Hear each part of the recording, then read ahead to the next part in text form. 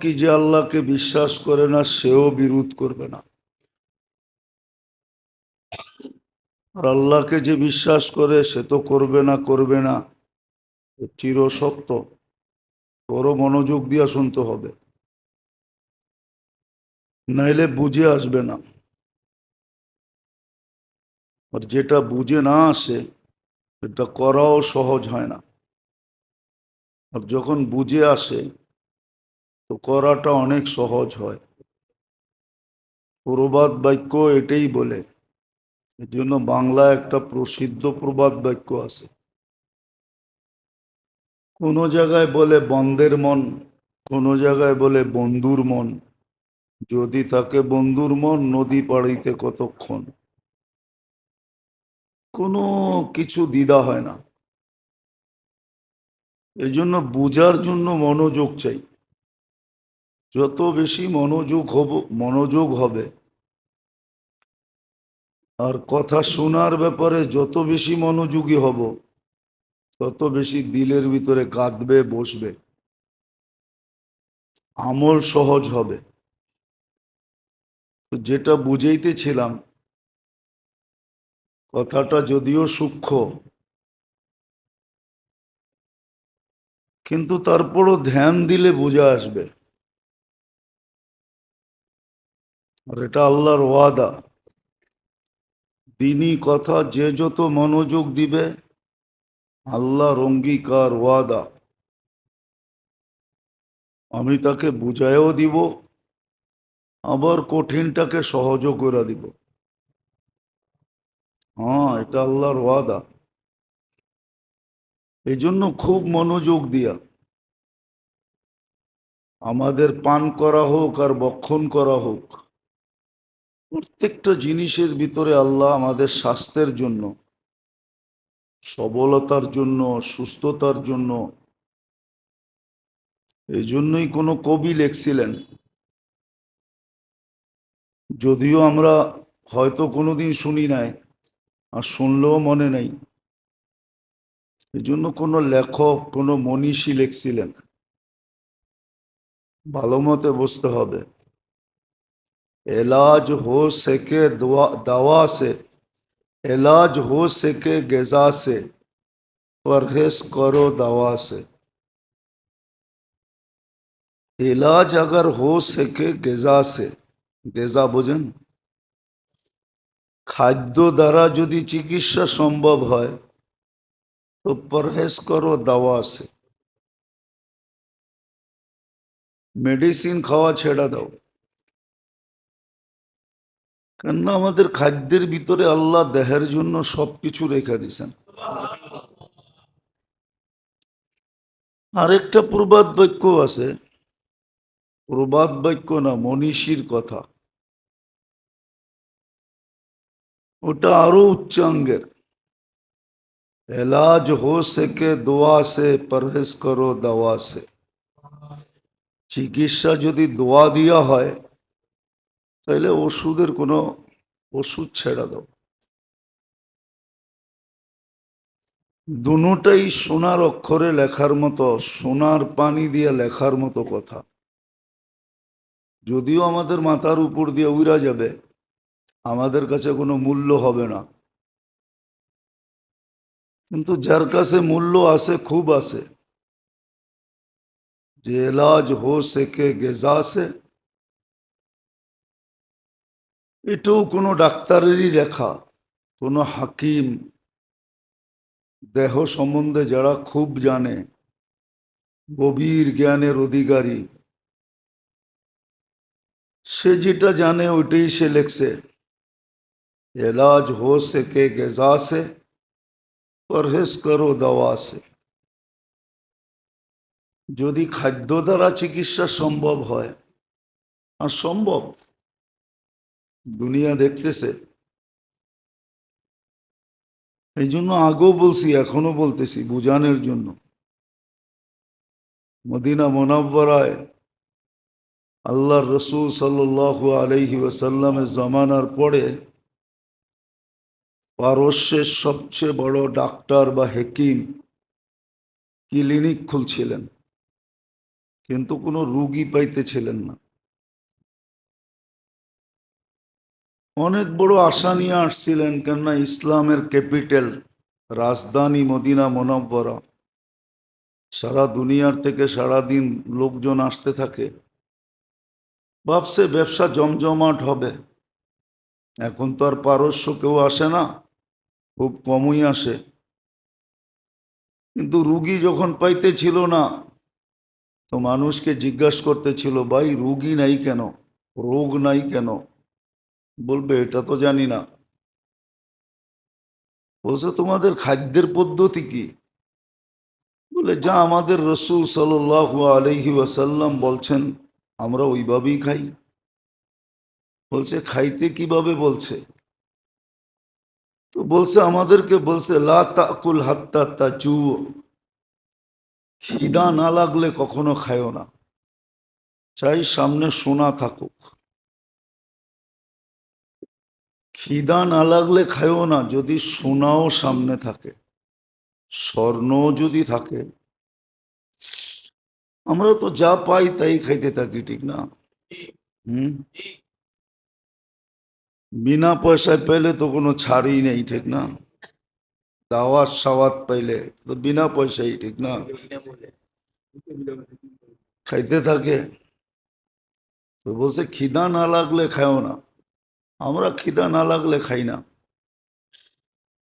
বলছে দ্বিতীয় আমাদেরকে বলছে ইদা আকালতা ফালা তাসবা, যখন খাবে তো পেট বুড়া খাবে না। আর আমরা তো মাশাআল্লাহ চিন্তা করি আরেকটা স্টোমাক দিলে ভালো হতো। দাওয়াতে সাওয়াতে গেলে মুখ রুচিকর খানা হইলে খুব খাইতে থাকি দাবায়া, ঠিক না? তো বলছে যখন খাবে তো পেট বুড়া খাবে না। আল্লাহর রসুলের কথা। হ্যাঁ, ডাক্তারদেরকে পাগল বানায় দিছে এই দুই শব্দ। বলছে তৃতীয় আরেকটা বলছে পেটকে 4 ভাগ করবে, খাওয়া 3 ভাগ করবে, খাওয়ার আগেই 1 ভাগকে পানি দিয়া ভরা দিবে। 1 ভাগ হয়ে গেলাম, আউট হয়ে গেলাম। 40 বছর 45 বছর থাকার পরেও আউট হয়ে গেছে। গাদ্দাফি কত বছর শাসক ছিল? সাদ্দাম কত বছর ছিল? তিউনিসিয়ার প্রেসিডেন্ট কত বছর ছিল? 1600 বছরের রাজত্ব পারস্য আলাদের ছিল, এক ফ্যামিলির। তারপরে তো আউট। রুম আলাদের ছিল 1100 বছরের বেশি, তারপরে তো আউট। আদম আলাইহিস ইসলামের কথাই সত্য, কিন্তু আমাদের মিডল ইস্টের আরব ভূখণ্ডের সুজনরা এটা বোঝে না, যে একদিন না একদিন আমাদের আউট হইতেই হবে। আর আল্লাহ একদিন করবেই, বেজ্জতির সাথে করবে। আপনি দিতে পারেন, চোখের সামনে তো আমরাই দেখতেছি। 42 সাল পর্যন্ত তো ছিল, ঠিক না? হ্যাঁ, আজকে কয় সাল? 42 পর্যন্ত যেতে আর কয় বছর লাগবো? আশা কি পুরা হইল? কোন দিক দিয়ে না করছিল? কোন দিক দিয়ে না করছিল ব্যবস্থা? শুধু ফেসবুকে লেখছে। আজকে আমার কাছে এক ফ্যামিলি আসছে, শুধু ফেসবুকে লেখছে, আজ পর্যন্ত তাকে খুঁজে পায় নাই। আমি বলছি খুঁজে পাওয়ার কথা না, হয়তো সে মাটিতে মিশে গেছে, আর কোথায় পাবেন? শুধু ফেসবুকে এক আলেমে লেখছে। এরা যতই ভাবুক যে আমাদের বাদশাহী চলে যাবে, রাজত্ব চলে যাবে। এই জন্য মেরে দোস্ত শেষ কথা এটাই বলতে চাইতেছিলাম, বিপদ আসছে, চলেন আমরা সবাই আল্লাহর দিকে ফিরি। বলে বাকিগুলা কি করব না? না করব, ওগুলার আমি বিরুদ্ধে না। এটা আবার কেউ মনে করতে পারে যে সভা সমাবেশ এগুলার বিরুদ্ধে আমি, না। এইগুলা তো করব, শুধু এইগুলা করে ক্ষান্ত হব না। এইগুলার করার সাথে সাথে যেটা সবচেয়ে বেশি করণীয় আমাদের, সেটা হলো সবাই তওবা করে আল্লাহর দিকে ফিরা যাওয়া। এটা হলো সবচেয়ে বড় করণীয়। আল্লাহর কাছে চাওয়া, আল্লাহর কাছে চোখের পানি ঝরানো। উচিত ছিল মুসলিম স্কলারদেরকে যে সারা দুনিয়ার মুসলমানকে এই কথা বলে, যে যেরম আমরা বিক্ষোভ ডে, বিক্ষোভের জন্য সমাবেশ করে থাকি, সারা বাংলাদেশে উচিত, সারা দুনিয়ার স্কলারদের বলা উচিত উম্মতকে যে এই সময়টা আমাদের তওবার সময়। সারা দিন তওবা করো, ইস্তেগফার করো, আল্লাহর কাছে মাপ চাও, সাহায্য চাও, আল্লাহর কদমে পড়ো। সমাবেশের বিরুদ্ধে না, পক্ষে, কিন্তু সাথে সাথে এটাও হওয়া উচিত, এটা সবচেয়ে বেশি হওয়া উচিত। আর করে না, এখনো করে নাই, এখনো করে নাই। কুনুতে নাজেলা পড়ে কিনা আমি জানি না, ফজরের সময় পড়েন? পড়ে তো না। যদিও বলা হয়েছে এতদিন পরে কুনুতে নাজেলা পড়তে, ফজরের নামাজের দ্বিতীয় রাকাতে রুকুর থেকে উঠা কুনুতে নাজেলা পড়া, আল্লাহর কাছে সাহায্য চাওয়া, এখন পর্যন্ত মসজিদওয়ালারা শুরু করে নাই। কেননা মসজিদওয়ালারাও পারতেছে না, ইমাম সাহেব পড়ে না, কুনুতে নাজেলা জানি না কি জিনিস। কুনুতে নাজেলা পড়া উচিত ছিল। তওবা ডে উদযাপন করা উচিত ছিল, যে সারা দুনিয়ার মানুষ আজকে তওবা করবে। যদিও আজকে ফাউন্ডেশন বলছে যে প্রত্যেক জুমার মসজিদে যেন ফিলিস্তিনের জন্য দোয়া হয়, দোয়ার সাথে সাথে তওবা ডে উদযাপন করা উচিত ছিল। এত ছুটির দিন যদি আমরা মানাইতে পারি, আলতু ফালতু ছুটি যদি আমরা করতে পারি, তাহলে একটা দিন ছুটি দিয়া তওবা ডে মানাইতে পারবো না কেন? সরকারের তো উচিত ছিল যে একটা দিন ছুটি দিবে, যে অমুক দিন ছুটি, সমস্ত মুসলমান তওবা করবে আল্লাহর কাছে। যদি সলাতে ইস্তিসকা হইতে পারে, বৃষ্টি না হইলে যদি নামাজ হইতে পারে, তাইলে তওবার নামাজ কেন হবে না? হওয়া উচিত ছিল সরকারের পক্ষ থেকে।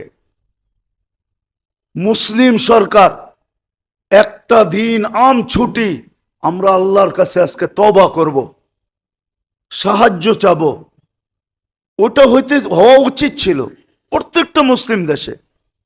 তারপরে দেখতাম রং কি দাঁড়ায়, সিদ্ধান্ত কি আসে, ফয়সালা কি হয় আকাশ থেকে। উচিত ছিল আল্লাহ আমাদেরকে বুঝার, কমসে কম ব্যক্তিগতভাবে তওবা, ইস্তেগফার, সদকা, সালাতুল হাজাত, এটা আমাদেরকে পড়ার তৌফিক দান করেন। ওমা আলাইনা ইল্লাল বালা। আল্লাহুম্মা লাকাল হামদ হামদান খালিদান মা খুলুদিক দাইমান মা দাওয়ামিক লা মুনতাহা লাহু ইয়া রাব্বানা দুনা ইলমিক ওয়ালা মাসিয়াতিক। والصلاة والسلام على حبيبنا وحبيب ربنا مصطفى مجتبى لواء الحمد بيده يوم القيامة سيد الأولين والآخرين شفيع المذنبين حريص بالمؤمنين رؤوف رحيم صلى الله عليه وعلى آله وأصحابه وأتباعه صلاة وسلاما تنجينا بها من جميع الأحوال والآفات وتقضي لنا بها جميع الحاجات وتطهرنا بها من جميع السيئات وترفعنا بها عند الله أعلى الدرجات. أما بعد فأعوذ بالله من الشيطان الرجيم. بسم الله الرحمن الرحيم.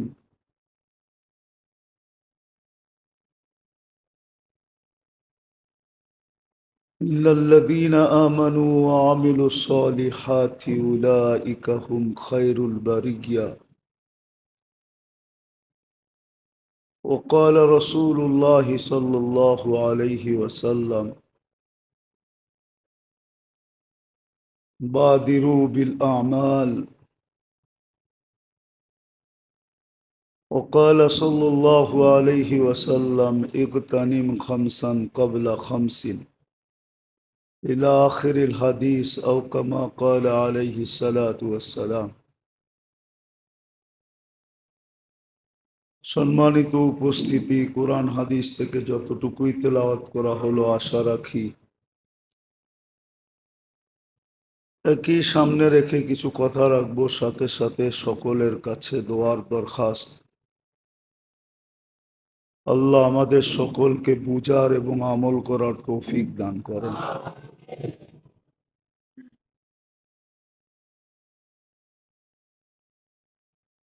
মানুষের দেহটাকে সুস্থ রাখার জন্য, সবল রাখার জন্য, শরীর বা দেহের প্রয়োজন মেটানোর জন্য আল্লাহ আমাদের খাদ্যের ভিতরে হাজারো প্রোটিন রেখে দিছে, ভিটামিন রাখছেন, প্রোটিন রাখছেন, যার দ্বারা আমাদের শরীরটা সবল থাকে, সুস্থ থাকে, চলমান থাকে, কর্মঠ থাকে।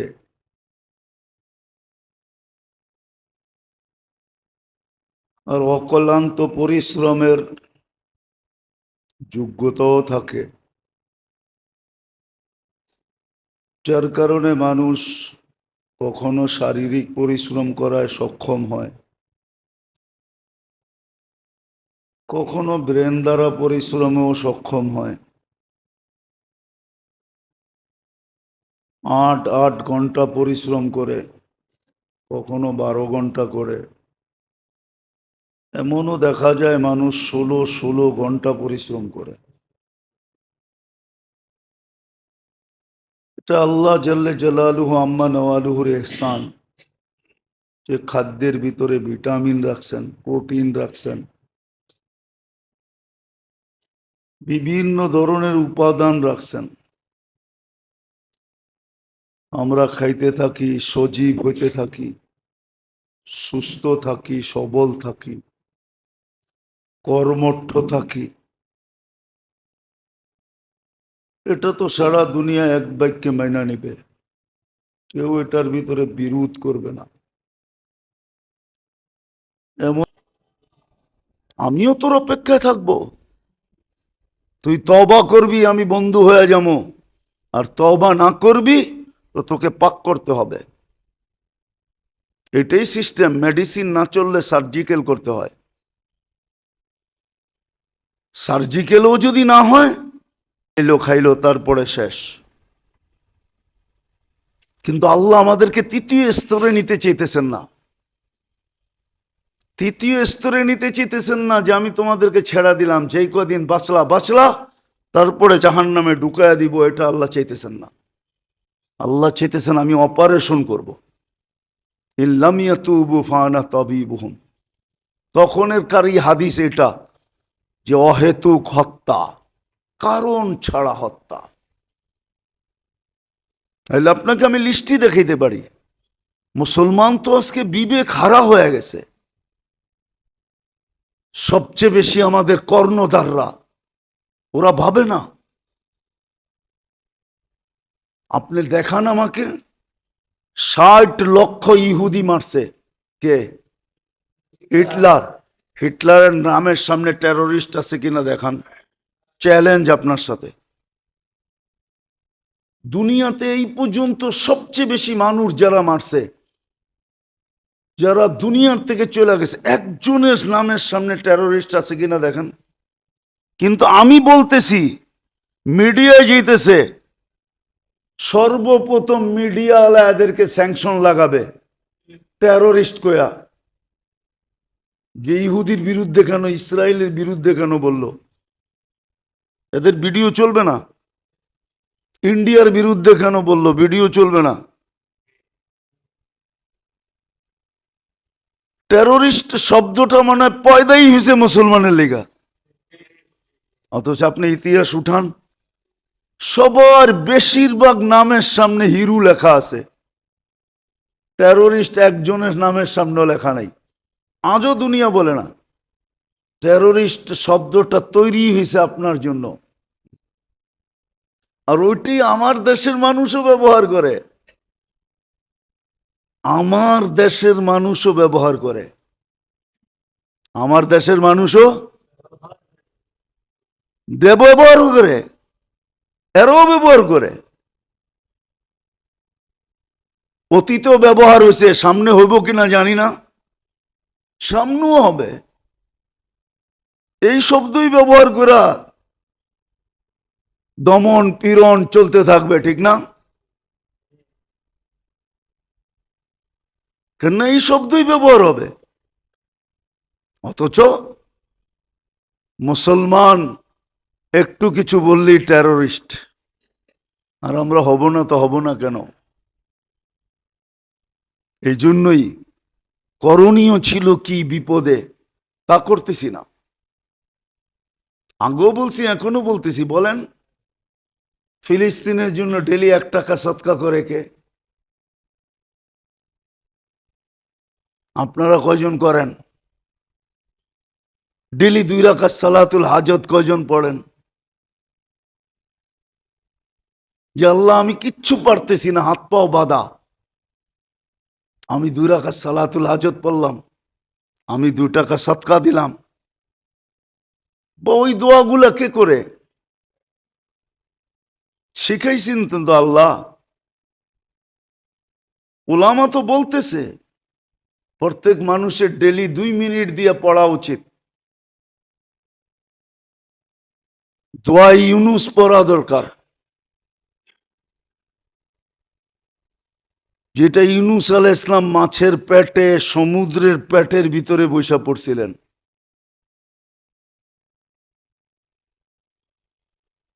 দোয়া ইউনুস, এটাও তো জানি না কোনটা কোনটা দোয়া ইউনুস। লা ইলাহা ইল্লা আনতা সুবহানাকা ইন্নী মিনাজ। আমরা দেখতাম ছোটবেলা, যখন এই বৈশাখ মাসে বা জ্যৈষ্ঠ মাসে বা আষাঢ় শ্রাবণ, আগের মতো তো তুফান সুফান এখন খুব কমই হয়, আগে বহুত হইতো, ঠিক না? আমাদের ছোটবেলায় তো যখন এরকম একটু বাতাস বাড়তো, তো মা চাচিদেরকে দেখতাম, আমাদেরকে বলতো তাড়াতাড়ি দোয়া ইনু, বারিন্দায় যায়, বাইরে যায়, জোরে জোরে পড়, আজান দে। হ্যাঁ, তো দোয়া ইনুস পড়তো। বলেন আজ পর্যন্ত কয়বার দোয়া ইনুস পড়ছি? লা ইলাহা ইল্লা আনতা সুবহানাকা ইন্নী কুনতু মিনাজ জালিমিন। একজনও তো বলতে পারবে না যে আমি ফিলিস্তিনকে লক্ষ্য করে এই পর্যন্ত 1000 বার পড়ছি, 100 বার পড়ছি। তো শিক্ষা দিছিলেন আমাদেরকে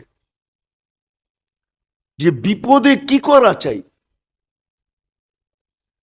ব্যক্তিগত বিপদ হোক, পারিবারিক বিপদ হোক, যেই কোনো বিপদ হোক, আল্লাহ রসুল শিখাইছিলেন ইদা আযাবাহু আমরুন ফাজিয়া ইলা সালাহ।